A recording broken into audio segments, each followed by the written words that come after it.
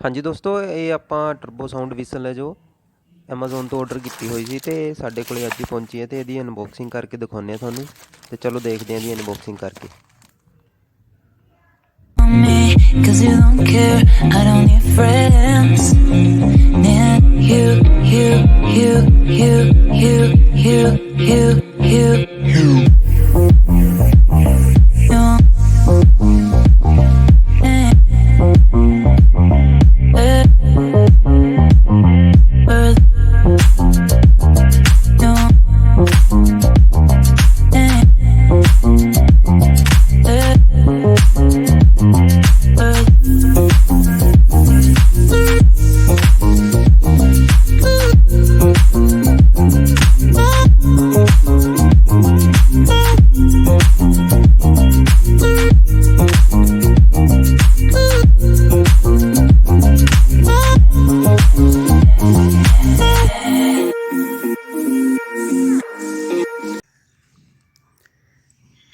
ਤੇ ਦੋਸਤੋ ਅਸੀਂ ਹੁਣ ਇਹਨੂੰ ਫਿੱਟ ਕਰਕੇ ਦਿਖਾਵਾਂਗੇ।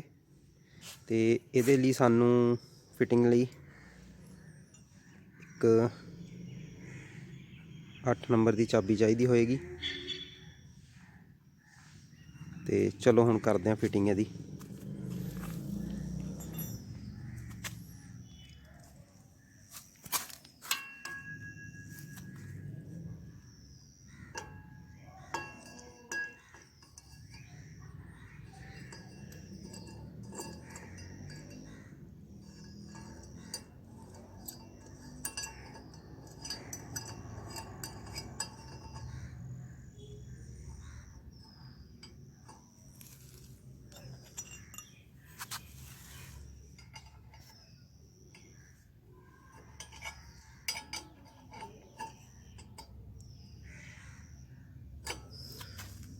ਤੇ ਦੋਸਤੋ ਇਹ ਹੋ ਚੁੱਕੀ ਹੈ ਫਿੱਟ।